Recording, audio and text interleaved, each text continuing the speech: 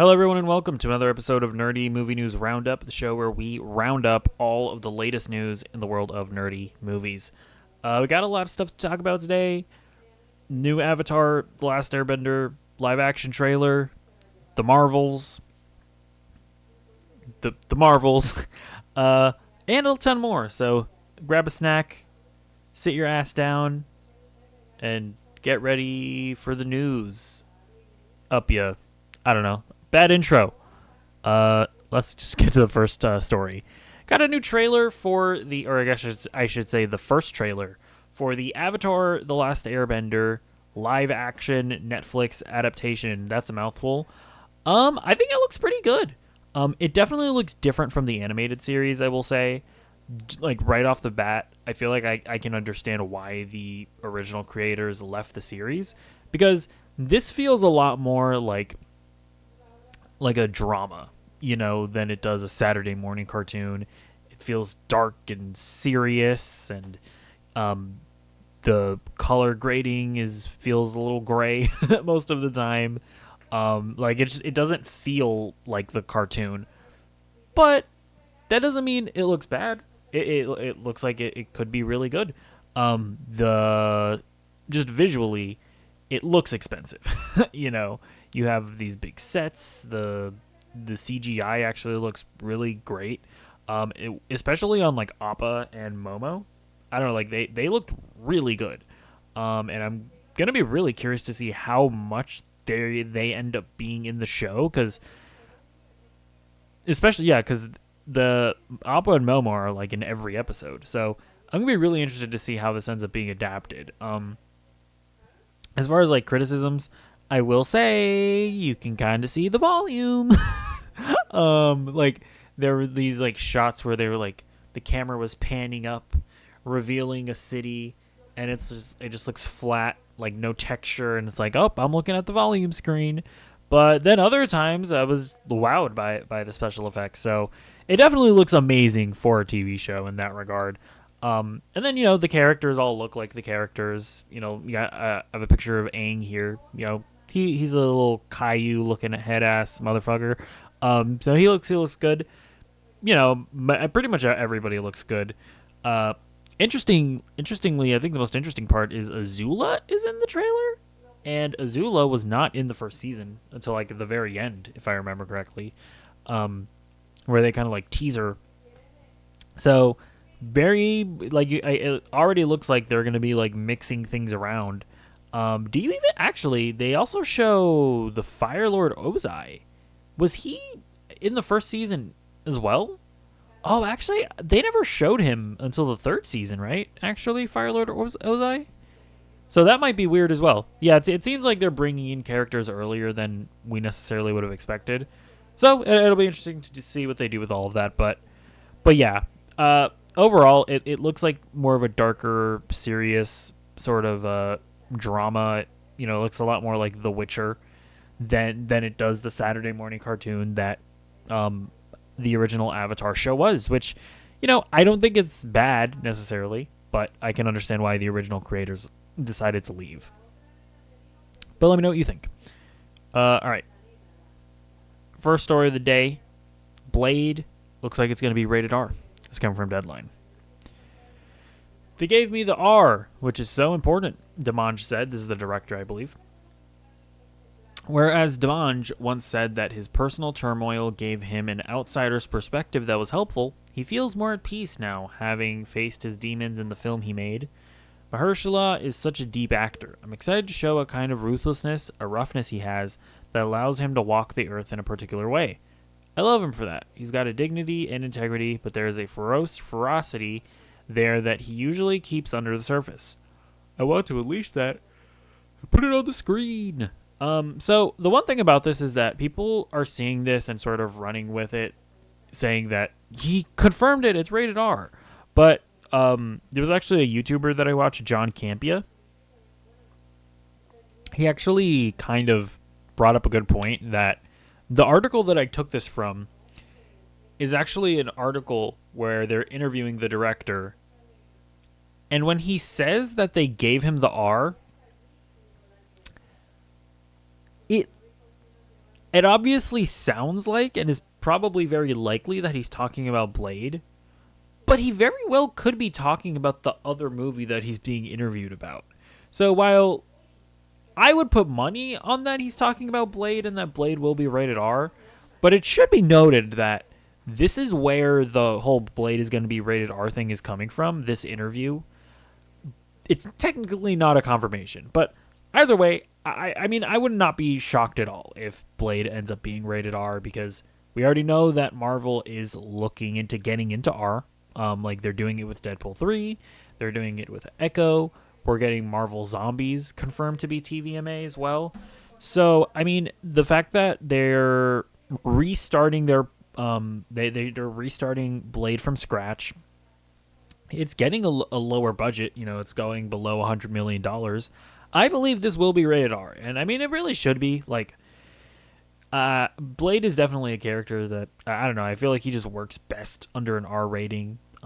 Like not that you couldn't make a PG-13 Blade, and you know it would be fine, but this is a character that probably shouldn't be limited in that way. But we'll have to wait and see for sure. All right, so next up, Insomniac caused a bit of hoopla by saying that Miles Morales will be the main Spider-Man going forward. Or did they say that? Let's find out. It's come from Gizmodo. This is an interview with a couple of the developers. You said earlier you basically knew right away that you wanted playable Venom.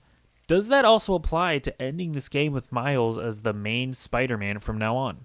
Morris, one of the developers, says, "It always felt very natural, and I think we all collectively thought it would happen. To me, it shows a great deal of evolution from Miles.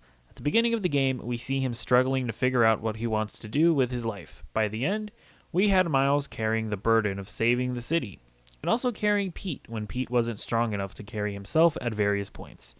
That's what's been so cool about writing a story about two Spider-Men. They're both strong, and one of them can be strong when the other is not. By the end, Miles is more confident, and he's like, yeah, I got this. How much worse can things get after what we just went through?" Arfman, this is another developer. To echo what Brittany said, the idea of a two Spider-Man story was always really essential to this game. I think pretty early on we knew we wanted to have that moment of handing the reins over. And as we developed it, as we started to lay down more track leading up to that moment, it just felt more and more right. I think it was John who wrote that scene in Aunt May's garage, and it's one of my favorite scenes. The way that Miles intuits exactly what Pete is thinking and stops him from stumbling through trying to hand over the mask. Miles going, "You know, I got this, bro."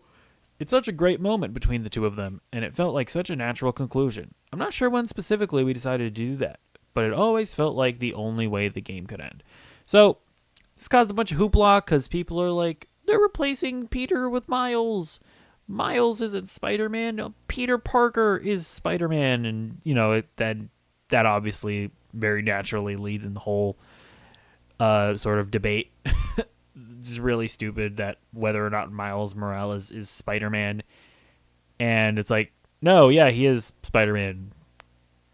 There are a bunch of different Spider-Man. There's a whole Spider-Verse of Spider-Man. Just because they're not all called Spider-Man doesn't mean they're not all Spider-Man. Like, it is just stupid. But anyways, I don't believe them. Or I should say, Miles Morales taking up the mantle. I'll clarify. Miles Morales taking up the mantle does not mean that we're not going to get more Peter Parker stories.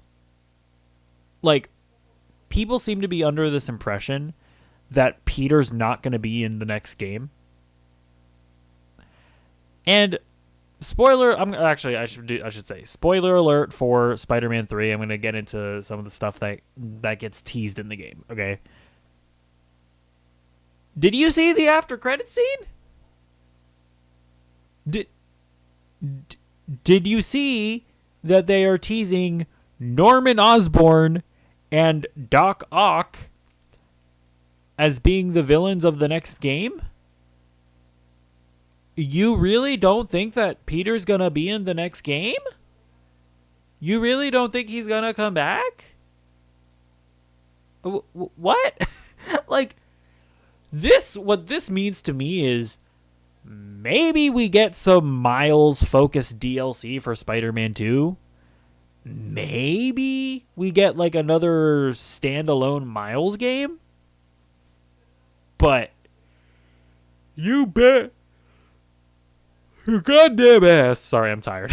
You bet your goddamn ass that Peter's going to be in the inevitable Spider-Man 3.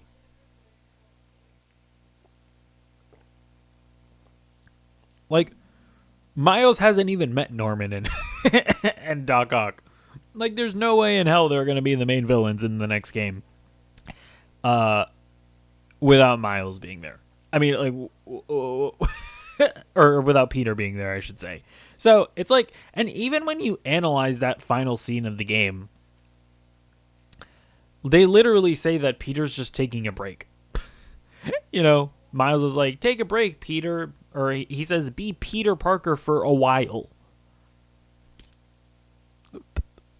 Peter's going to come back. So they're not like replacing Peter Parker with Miles Morales. You can... people are like weirdly making it a race thing. It's like, this is... It's not that serious, guys. It truly isn't.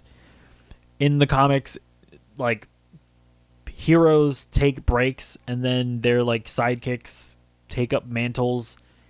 It's just the storyline that happens, and that just happens to be the story that they're telling right now. If there's any kind of ulterior motive, it's just to set up another Miles standalone game. Like, that's literally it. But yeah, either way, this whole controversy is really stupid. People getting weirdly insecure and political. It's weird. I don't think it's that serious. Peter's going to come back.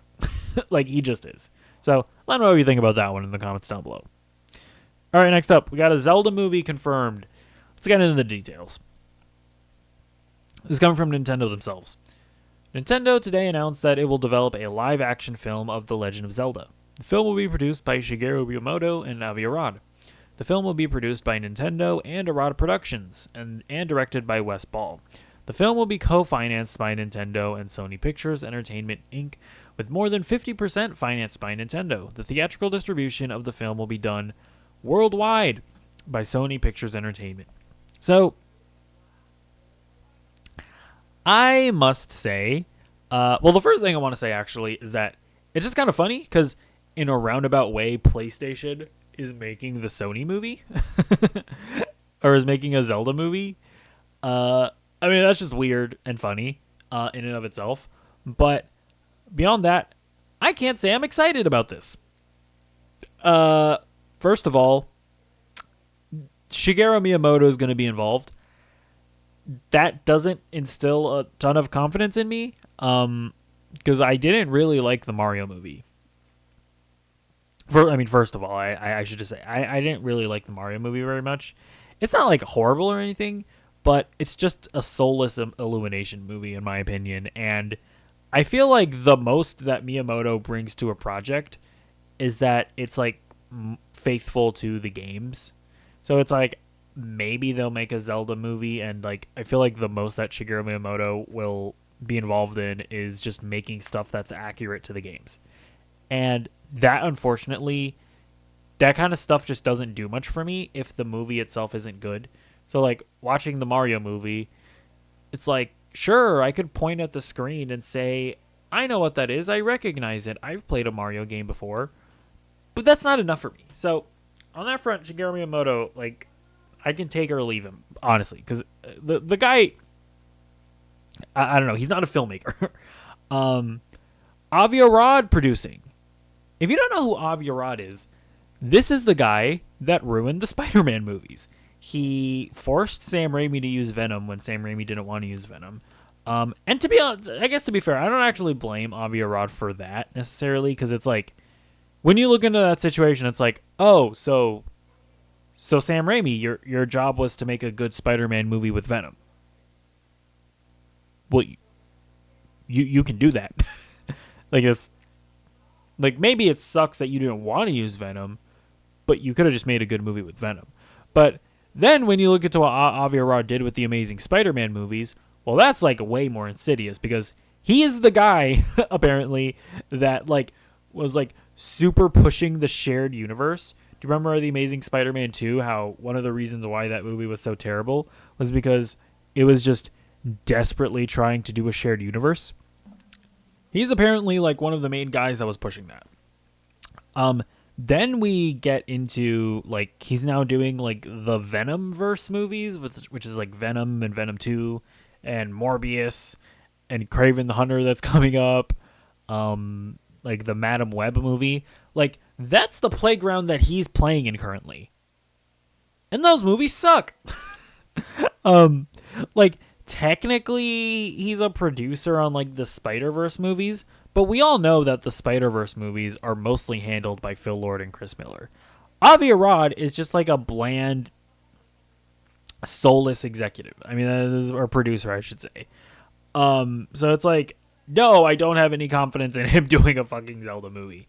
And then Wes Ball, the director. He's only directed the Maze Runner movies, which, to be fair, I haven't seen, but I looked up the Rotten Tomatoes score, and I believe they're all three of them are in the 50s. And you might be saying, the critic scores don't matter. I don't care about the critics. The audience scores aren't too hot either. So this guy just seems like not a very good director. And it's just like, I know, I don't want this guy directing a Zelda movie. Now he is also directing the Kingdom of the Planet of the Apes, which is like the next Planet of the Apes movie that's coming out. So we'll see if he cooks with that. But I mean, dude, I really want a more established director making a Zelda movie. So I don't know, man. I'd like to be proven wrong, but it just doesn't look promising. Now I will say I don't really care that it's live action versus animation. I think Zelda's a property that can go either way. I think you can make, like a Studio Ghibli anime Zelda movie. I think you can also make like a Lord of the Rings like epic scale fantasy film as well. I think that Zelda has had so many art styles that you really can't pin it down to one to one style. So I'm fine with it being live action. But the other horrifying thing is that with Sony producing it, there is a very real chance that Link gets cast, or that Tom Holland gets cast as Link. That is a very real possibility.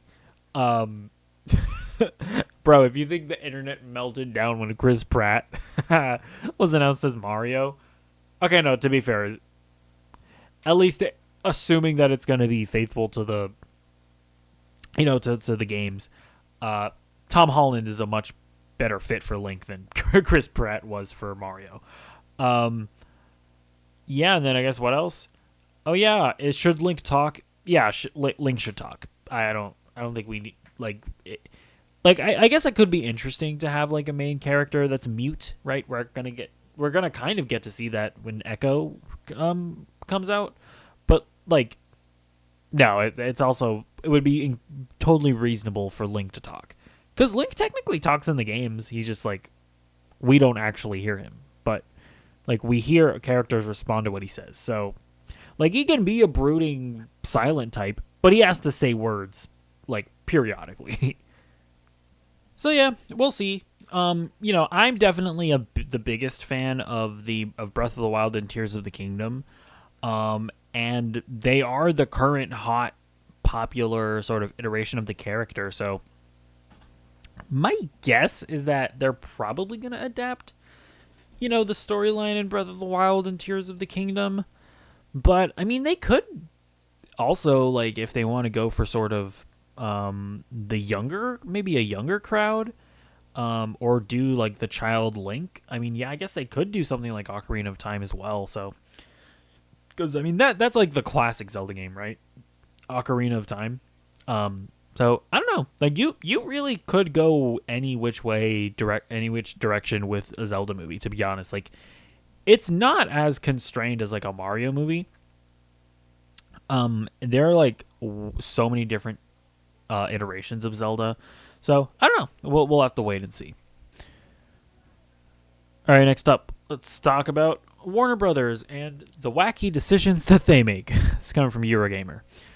Our focus, David Zaslav continued, is on transforming our biggest franchises from largely console and PC based with 3-4 year release schedules to include more always on gameplay through live services, multi platform, and free to play extensions, with the goal to have more players spending more time on more platforms.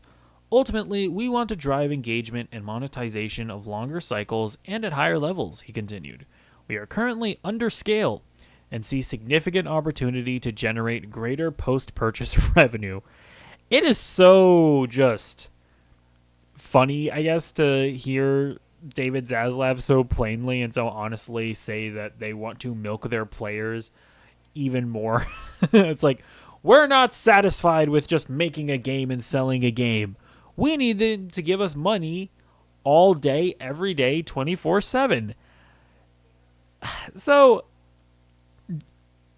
I guess to play devil's advocate here, some people are taking this quote and sort of saying and interpreting it as, oh, they're not making single player games anymore. Everything's going to be a live service.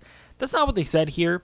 It says that they want to include live services within their portfolio. But even still, man, I'm tired. I've been thinking a lot about this recently, and I just don't think that you want to take franchises and turn them into live services, because when you look at the huge successes like Fortnite and, Minecraft and Roblox, which is obviously what these companies are after, I feel like part of the appeal of them is how not specific they are. Like, you can take Fortnite, and it's such a generic, vague art style that you can put any kind of spin on that, right? Fortnite can have any IP associated with it. Same with Minecraft. Same with, Roblox. And it's just like, when you make an Avengers game, is the Marvel fan base big and strong and large? Yeah. But, not everybody's gonna want to play an Avengers game. Everybody wants to play Fortnite, but not everybody wants to play an Avengers game. And I feel like the same applies to Harry Potter or Lord of the Rings or whatever the hell else Warner Brothers owns. So, I don't know. I've been thinking, and it's I feel like these comic book live service games are just going to be doomed to fail, because it's there are going to be a lot of people that's going to want to play Suicide Squad Kill the Justice League. But not everybody's going to want to play that.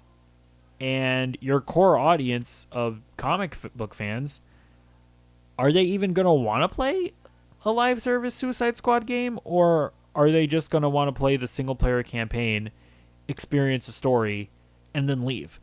Because that's what I did with the Avengers game. I bought it, I played through the campaign, and I was like, okay, I'm done. I don't want to continue playing this. I beat it. So, I don't know. I honestly think it would be more worthwhile for these companies to... I'm not going to begrudge them chasing after the live service model, because there simply is so much money there. But, when it comes to your franchises, do what your audience wants you to do with them. Continue making Hogwarts Legacy games, which I'm sure will get a sequel. If James Gunn is making video games that are going to be connected to the DCU, those need to be single player narrative based games, so I don't know. Well, we'll see how this all shakes out, but I just feel like it's a bit of a fool's errand to take your popular IP, make a live service game, and put the expectations of Fortnite onto them. So we'll just have to wait and see. All right, the MCU has some new release dates. This is coming from Variety. Deadpool 3 has vacated its May 3rd, 2024 release date and is now set to hit theaters on July 26, 2024. Deadpool 3 is now claiming the slot previously occupied by Captain America Brave New World, which has been pushed to February 14th, 2025. Additionally, Marvel's Thunderbolts has moved from December 20th, 2024 to July 25th, 2025, and its upcoming Blade reboot has shifted from February 15th, 2025 to November 7th, 2025. So, a lot of release date changes, a lot of swapping happening. I think that this is probably for the best. I mean, I do think that the MCU could probably use a break right now. I think Deadpool 3 being the only movie to release in 2024, I think that could work. I think that movie is like one of the few surefire hits that Marvel has right now. And when it comes to movies like Captain America 4 without Chris Evans, Thunderbolts, and Blade, it's like these movies have to be great. Like, they have to be amazing. And I just don't know if they're in that state right now, you know? And I think that Marvel is at a point where it's like, if those movies aren't in a good state right now, like Captain America 4, it seems like it's not. And it seems like they have to like rework it and reshoot it and whatnot. Then yeah, you do that. You do that, bump it to 2025, and make that movie great. Or honestly, at this point, cancel stuff that isn't working. So I don't know. We'll see. We'll talk about the MCU later and how precarious of a position it's in. But yeah, we'll have to see how that all rolls. All right, so the SAG strike is over. It's come from Variety. SAG-AFTRA negotiators have approved a tentative agreement. The agreement next goes to the SAG-AFTRA National Board for approval on Friday. The deal will see most minimums increased by 7%. The deal also includes a streaming participation bonus. Deal neared the finish line. As well as increases in pension and health contributions.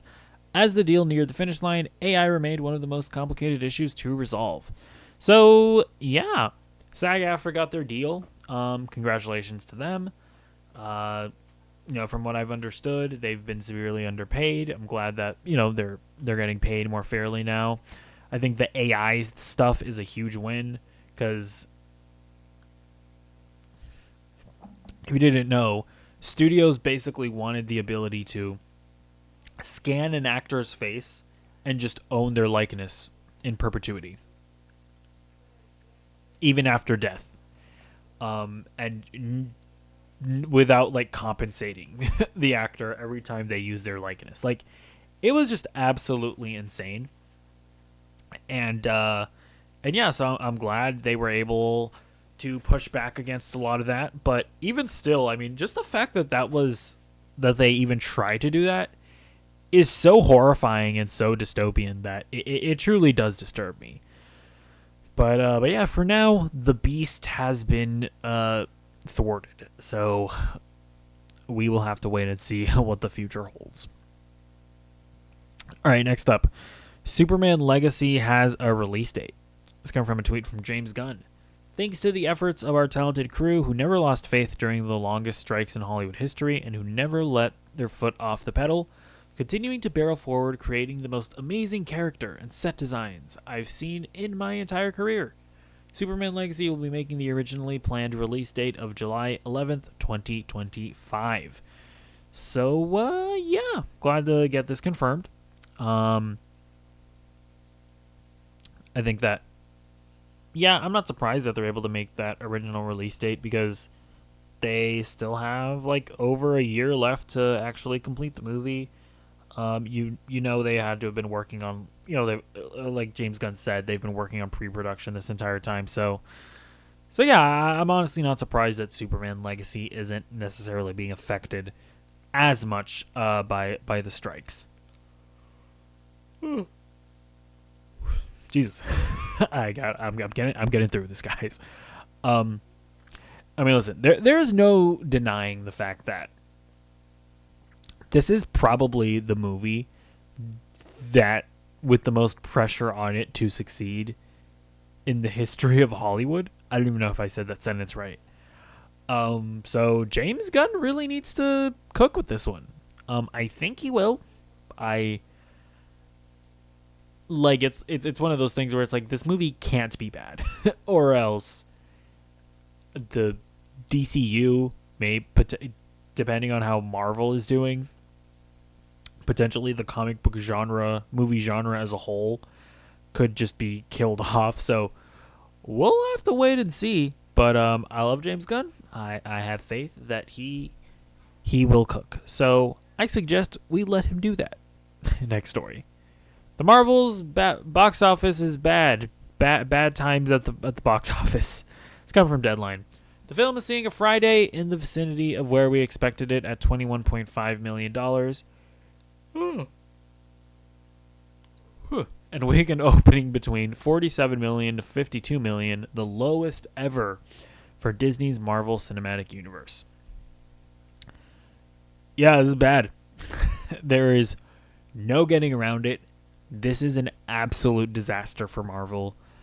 This movie had like a budget of $250 million. It seems like it might not even catch $500 million, which is not good for this budgeted of a movie, and it's just insane. The Marvel machine has just completely fallen apart with this one. Like, I don't even know if it's necessarily this movie's fault on its own. I think it's just a build-up of people getting kind of sick of Marvel. Just the mediocrity of the recent projects. I think you pump out enough of them, people are gonna get bored. People are gonna get tired of your mediocrity. So this is just the end result of Marvel being stretched too thin, making too many projects, overwhelming and underwhelming people at the same time. But we'll get it specifically into the Marvels in a little bit here. Before we do that, let's just get into what we've been playing, or what I've been watching, I should say, and playing, because I was playing a game this week. Spider-Man 2. I beat it. It is definitely good. I like it a lot, but I do have some criticisms of it. First of all, so this is sort of given to us or advertised to us as like a dual protagonist role. So that's kind of why I did feel like Miles Morales felt like a side character in this game. To me, this really did feel like Peter's story, which again, I wouldn't necessarily have a problem with, but when you pitch this as both Peter and Miles' story equally, I felt like Miles was kind of tossed off to the side a bit. You know, it definitely felt like his story could have used just maybe some extra screen time. But beyond that, I think my biggest problem with the game is that a lot of the emotional beats, I felt like I could just predict them as I was playing the game. And they just never hit quite on the level that I would have liked for them to have hit.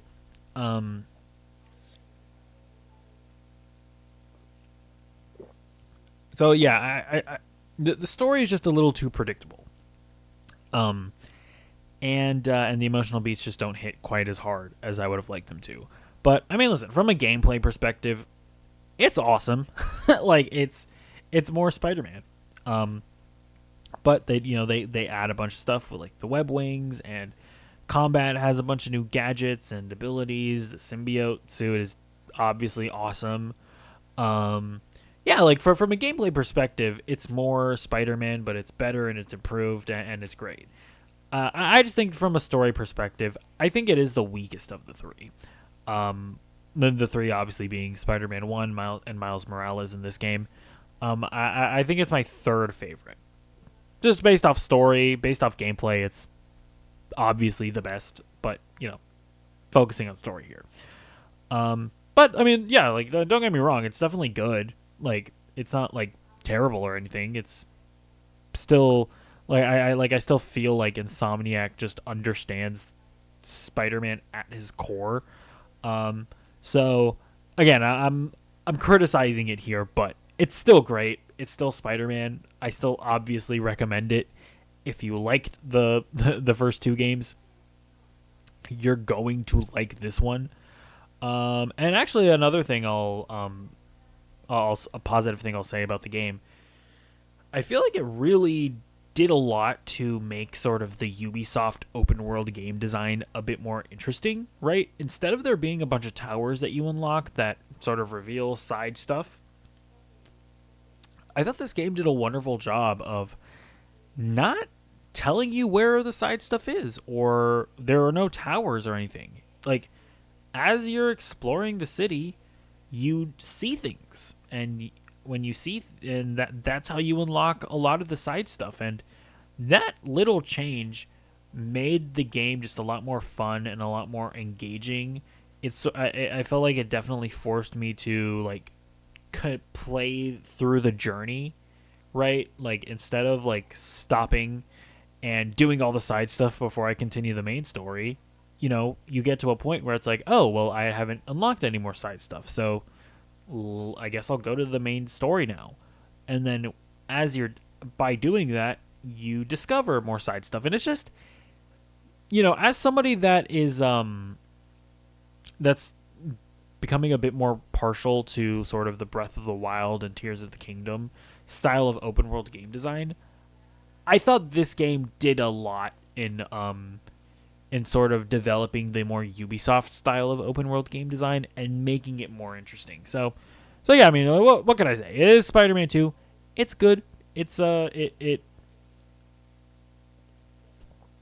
Spider-Man, and more Spider-Man is just inherently going to be awesome to play. So yeah, I watched the Marvels as well, and this movie's bad. It is, in my opinion, the worst movie in the MCU. I would go so far as to say that this movie shouldn't have been released. With the state that the MCU is in, and we're seeing this reflected in the box office for this movie, the MCU can't handle many more bad movies. It's like, dude, you've weaned out your audience. People are now, like, officially not just going to watch an MCU movie because it's an MCU movie. If your trailers are bad, and if the movie gets bad word of mouth, people are officially at the point where they're not going to watch it because it's an MCU movie.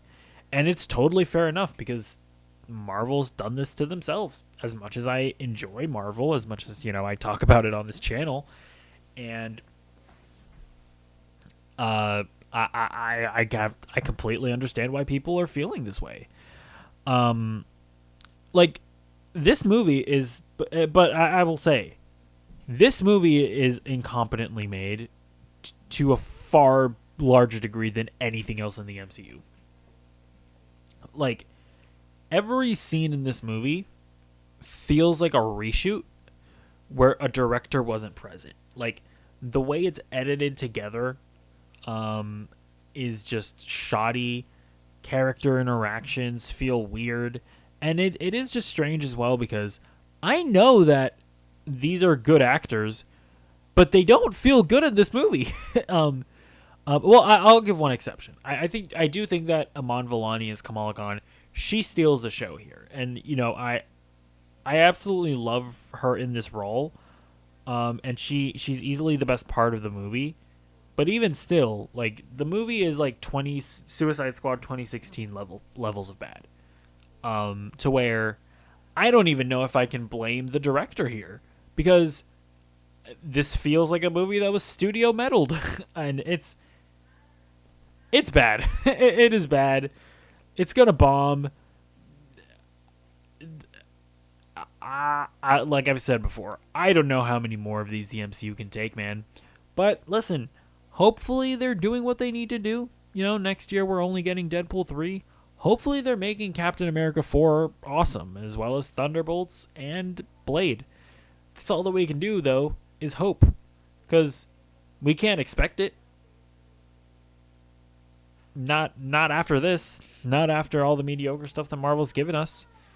But we'll have to wait and see how everything turns out. Alright, next up, I also watched the first 2 episodes of Invincible. I'm definitely enjoying this show so far. It is a little slow, but that's not a bad thing necessarily, because I like that they're letting the characters actually sit with the impacts and the effects of the season finale of Invincible. We're really seeing how it's affecting Mark and his mom. You know, seeing how Mark is treating the people around him. I don't want to spoil anything, but seeing the way how Mark treats the people around him. The tensions that are arising between the characters, you know, between him and Cecil, him and Amber. It's very good. You know, as somebody that has read the comics, I can kind of see where it's all going. And I think that even though it feels a little slow right now, I think once the payoffs happen, I think it'll be worth it. So yeah, Invincible season 2 is still great. So check it out if you haven't. All right, I also finally caught up with Gen V. So this was a show that I was doing reactions for, but I think I've realized that, man, editing reaction videos take a really long time, and I have a full-time job already, and I saw my YouTube channel was just slacking in content, and I was like, you know what? I don't think I can do reaction videos anymore, so it sucks. I really enjoyed doing them, but it was a decision that I had to make. So, and that's the thing, like, I was behind on Gen V and Loki Season 2, and I saw that I was about to start getting behind on Invincible as well, and I had to just pull the plug on that content. It's unfortunate, but either way, I caught up with Gen V, and yeah, the show's really good. It is a worthy extension of The Boys. I think the way it builds out the world a bit, and you sort of see it from the perspective of just regular, I guess I'll say more regular soups, right, that aren't part of the 7. I thought it was cool. I also definitely feel like the Boys universe is sort of starting their X-Men arc. I don't necessarily want to spoil what that means, but yeah, when you get to the end of the season, it's like, oh, so this is how this is all going down. This is interesting. But yeah, I guess just even like separate from the fact that it's a part of the Boys universe, this is just a really well made show.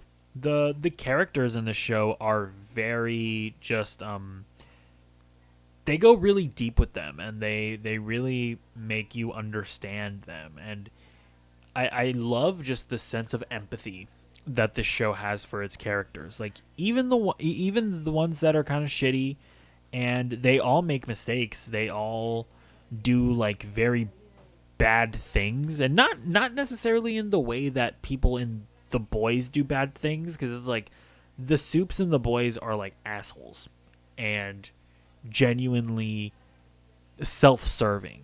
That is kind of what you see in this show as well, but in this show, I guess, sort of really does a good job of portraying how the soups get to that point.